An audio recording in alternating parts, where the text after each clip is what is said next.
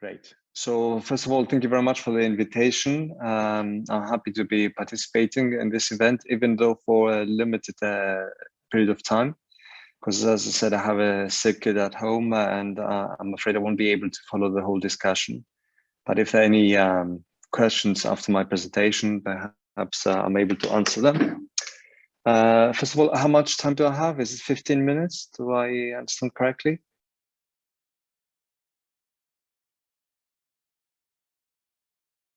Sorry, 15 minutes, yes. Yes, okay. So I'll share my screen. Right. I assume you can all see it. So as a general introduction, perhaps to your conference, I'd like to present a recently published report, Eurydice report. Eurydice is a network of 38 countries. Let me see how can I move. Yes. So of 37 European countries, actually, which comprises 42 education systems. So we conduct a lot of different studies every year. And one of them has been on equity in school education in Europe. So in this report, what did we do? We collected data from our national units related to the factors that you see here on your right, on school choice policies, diversity of school types, tracking grade repetition, and so on. So factors in variables that relate to three broad factors, namely standardization, support measures, and stratification, in order to see if they affect equity in school education. So what is equity in school education? At least in terms of our definition, we identify two dimensions. The first dimension is relates to inclusion. So when all students receive at least a minimum amount of good education. And the second dimension is fairness, when student performance is independent of their socioeconomic background. Now you may ask, how exactly do we measure this? So inclusion, we measured it in terms of the achievement gap between the lowest and the highest percentile of achievers in grade 4 regarding primary education and among 15-year-olds regarding secondary education. So the smaller the gap, the more inclusive a system is. In fairness, we measure it in terms of the correlation between the number of books at the home and student performance. So let me give you a quick presentation of the current levels of equity based on the latest PISA data and other large-scale databases.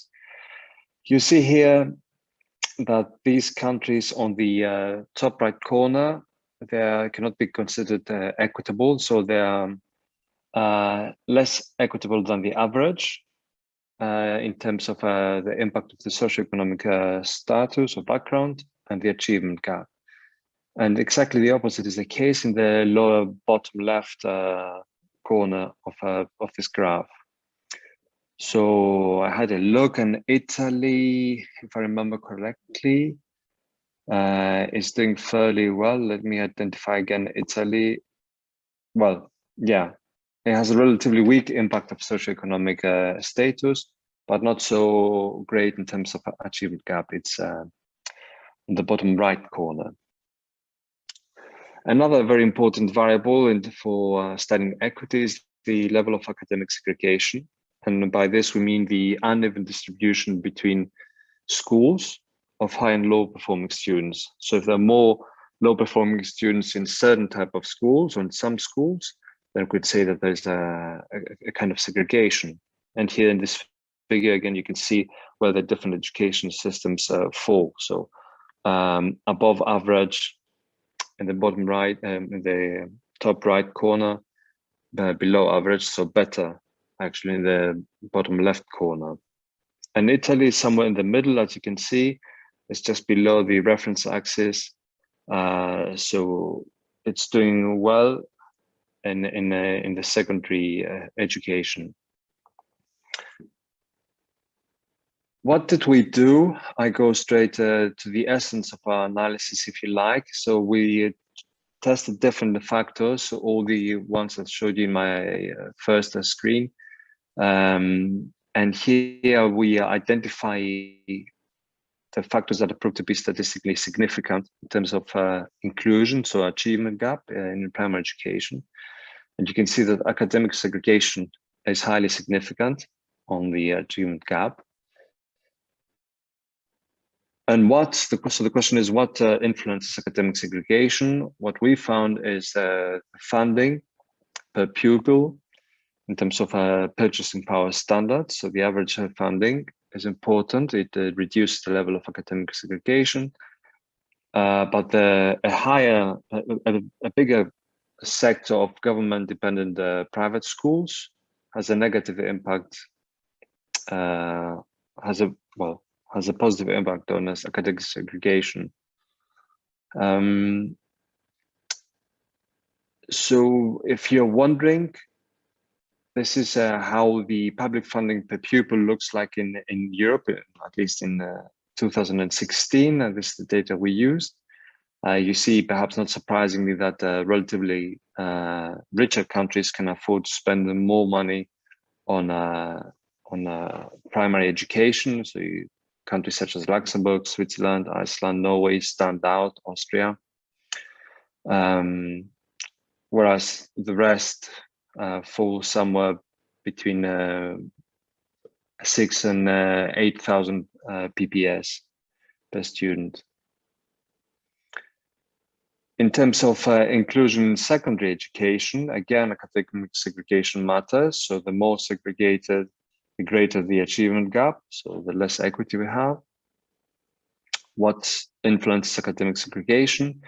It's the size of the vocational education sector.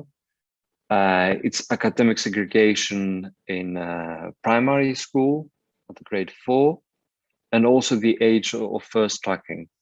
So the lower the age of first tracking, the more segregation we have, which in turn influences the achievement gap, as I said. We found also that grade repetition, so grade repetition rates have a direct impact on the achievement gap, which is highly significant. Contrary to our hypothesis, we didn't find that previous achievement gap, so in primary education, has an effect on the achievement in secondary education. So this is why you see the dotted lines in the figure.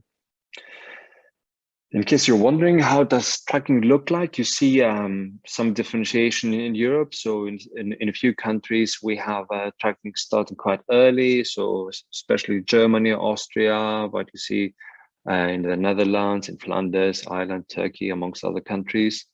Then in yellow, you see the countries where tracking starts at the ages 14, 15, and in green, where it starts at the latest, namely at the age of 16.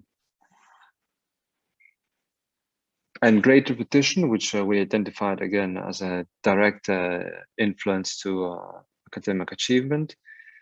We identified here 3 groups of countries, if you like. So those that have particularly high grade repetition rates, such as Belgium or Spain or Luxembourg and Portugal.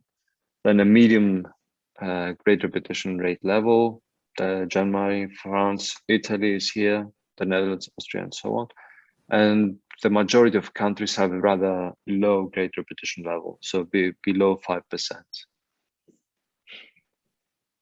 And our final model, the multi-level analysis model, what does it show here? I'll put all the figures here. So grade repetition has a direct impact in terms of the impact of socioeconomic background. So the socioeconomic background matters more when you have grade repetition in place. So you see just one positive sign, which means it's highly significant, not as significant as in the previous models. It's at the 10% level, if I remember correctly. When you have admission choice differences between the different school types, that also makes the impact of socioeconomic background more important. The age of first tracking, as we expected, is important for the impact for the socioeconomic background as a predictor of academic performance. However, academic segregation, we didn't find a direct relationship between academic segregation in secondary schools and the impact of one's socioeconomic background. Still, academic segregation is something to avoid it, so that's why we say here the size of the vocational sector matters for academic segregation. Also, segregation in primary school influences segregation in secondary school, and of course the age of first tracking. So if we want to see what's happening in terms of individual variables, you see here the differentiation in school choice and admission policies in the different European countries. So I remind you, the more differentiation, basically the worse for equity. In Italy, based on our data, there's no differentiation, as is the case in Romania or Serbia and other countries.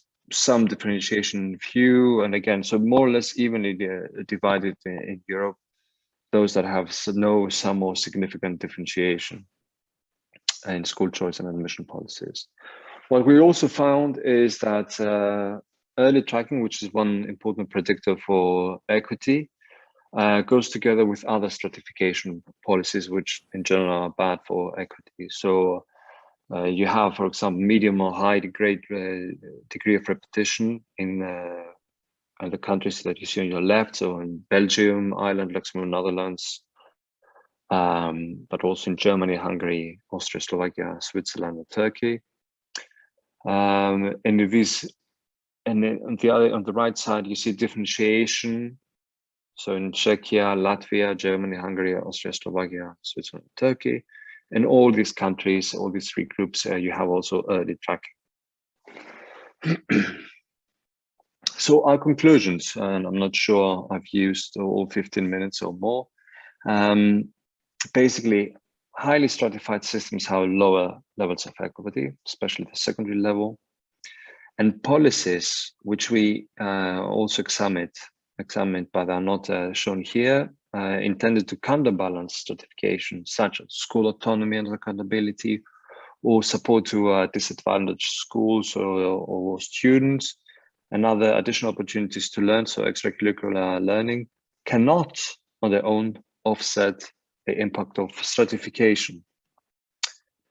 Now, these are the links to our full report and to a summary of the report. And in case you need to contact me or my co-authors, I have the links here. And thank you very much for your attention. I can just start saying that I'm Francesca Borgonovi, and I'm the head of skills analysis in the OECD. And I work also as a professor at University College London. So I have a double hat, both as a researcher, but also as someone who is involved in data production and in the production of indicators for policy making. Thank you. Now do you see it with the? We see. Okay, perfect. Now, what I'll try to do today, and I'll try to be brief, is to provide an overview of key indicators that come from OECD-led data collection exercises and that can help map socioeconomic inequalities in educational outcomes. I didn't do it on purpose, but I will be complementary to what Emmanuel did, which was focusing on primary school children and children up to lower secondary or upper secondary school, and I will try to see what happens afterwards. But also very much the emphasis of Emmanuel was on structural features of education systems and how they shape, in a sense, the depth of inequalities that we observe. And I mean, whether intentionally or not, individuals in this kind of framework do not necessarily have a lot of agency. They don't have necessarily a lot of responsibility for what happens. It's a framework that really considers social arrangements, the way in which education systems are structured and organized as a major determinant of what happens in terms of academic achievement. But it's interesting also to consider the possibility that individuals have more agency in what happens, and that education systems, in a sense, facilitate or not the extent to which they are able to use this agency. And finally, because we are in the data production business and in the development of indicators, I think it's just as a reminder, it's important to consider that data and data analysis are not objective. They do reflect a kind of vision we have of society, and they are gathered with kind of policy relevant questions in mind.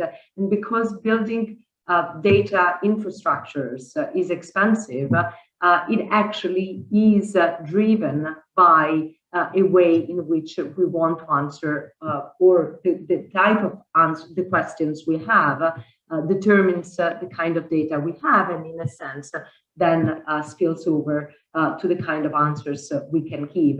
So of course we can talk about evidence-based policymaking, but it's equally important to consider the fact that evidence making is anchored in the type of policies we envisage. Now this is probably very similar to what Emmanuel presented. It's based on data from PISA 2018, and it shows the extent to which in different countries, and I'm going beyond the European region to countries that were picked up in PISA 2018, the extent to which there were socioeconomic inequalities in achievement. And the further you are on the left in this graph, the more pronounced inequalities are on the horizontal axis.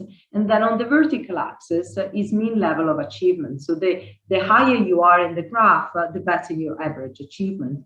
And this slide has been produced to show that there is not a trade-off between efficiency and equity in education systems, but really it does what Emmanuel did, which is putting the emphasis on structural features. We can talk about differentiation and streaming policies, we can talk about teacher policies, but really the issue is how we structure systems depends on how many kids, in a sense, are left behind.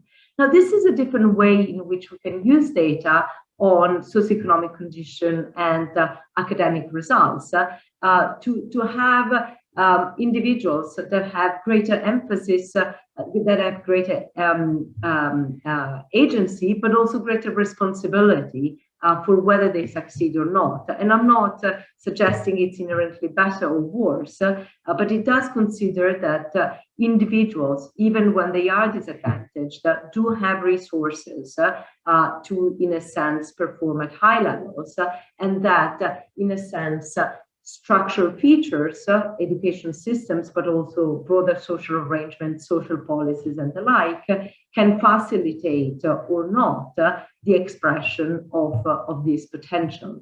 And what you see here is the percentage of... Francesca, sorry to interrupt you, but we can't see. It seems that it's stuck on the first slide presentation. Have a look. Because you seem to have proceeded to the next slides where you only see the first one. Sorry. For me, it is... do you see now back... what I... Okay, I will show it like this. I don't know why it did this. Sorry. So now what this does is shows the position of different countries in terms of the percentage of disadvantaged students who are in the bottom quartile of the socioeconomic distribution, who achieve at high levels. Now, oftentimes we think about reaching good academic results as the end point, and we don't consider the hidden cost of academic resilience. Now, disadvantaged students, in a sense, have to tap onto personal psychological resources in order to achieve at high levels. They can be facilitated by the education system or broader social arrangements, but they have to invest more.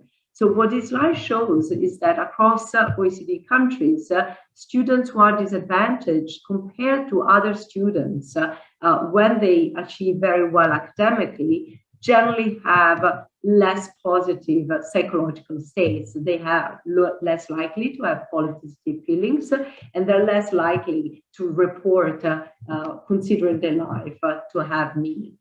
Now, how do education systems compensate for socioeconomic disadvantage? When we think about resources allocated to schools to accompany these children, when we consider 15-year-olds, class size and having a positive student-teacher ratio is one of the main measures that is used. So more, let's say, personalized or more teacher resources are allocated in more disadvantaged schools. But at the same time, what happens is that generally the teachers that are allocated are not necessarily the best teachers. So more resources, but not necessarily of higher quality. One of the things that happens in many education systems to bring from the level of higher education, of upper secondary education or lower secondary into what happens next is to provide career and educational support in the form of advisors who can orient the kind of educational and career choices that individuals make. Why? Because education doesn't stop at the age of 15 or doesn't necessarily stop, hopefully, at the secondary level, but it's important in today's societies to invest in lifelong learning opportunities. It's important either to go to university, acquire additional training, or, for example, go in the labor market, but in places that will provide informal and non-formal training so that one can continue building skills. Now, in most education systems, there are career advisors, and they tend to be more present in advantaged schools. It's quite notable that in countries like Germany, this is precisely the opposite. So you tend to have more career advisors in disadvantaged schools. Something else that emerges from this graph is that in Italy, both advantaged and disadvantaged schools tend to have lack of resources in terms of planning for the future. Now, as a result, what we do see is that very few socioeconomically disadvantaged by high achieving students expect to complete university. They have lower expectations for themselves, and this tends to happen, especially in countries like Italy. Why do they not expect to go to university and complete university degrees? Well, in part because they need to work. They have financial worries about their future, the cost of attending university or the cost of just plain living while attending university in the absence of financial support. But also because many are disadvantaged students are more likely to think that they will go into occupations that will not require a degree.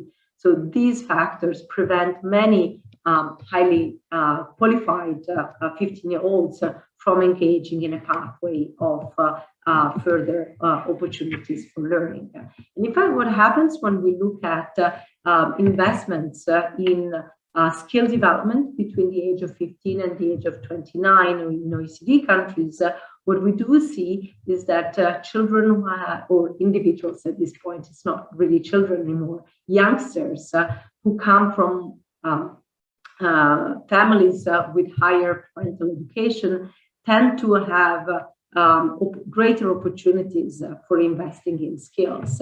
They're more likely to go into tertiary education, they're more likely to have opportunities whether at home or the labor market, and they're less likely to not be in education, employment, or training.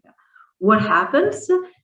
Well, what we do see using synthetic cohorts, matching skills at the age of 15 in the PISA cohort of 2000 to the same cohort picked up at around the age of 27 in the PIAC study, is that foundation skills like literacy tend to grow between the age of 15 and 27, but they tend to grow less for individuals who do not have highly educated parents.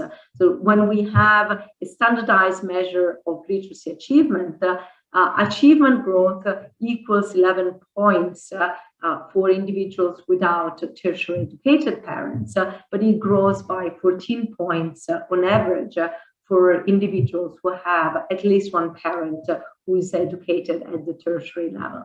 So not only we have inequalities in initial levels of skills, but we have a widening of disparities. Now, the interesting fact when looking at international comparisons is that the difference, there is a difference in terms of how countries do in achievement growth, looking at achievement growth for individuals with poorly educated parents and achievement growth for individuals with highly educated parents.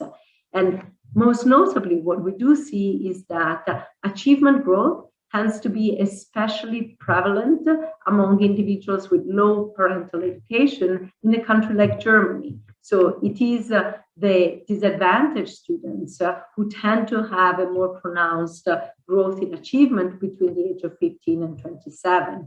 By contrast, in Italy and the majority of countries, in fact, what happens is that achievement growth tends to be more pronounced among the children of highly educated parents, and this is what drives the main results that we see in the other graph. And with this, I close and thank everyone for listening.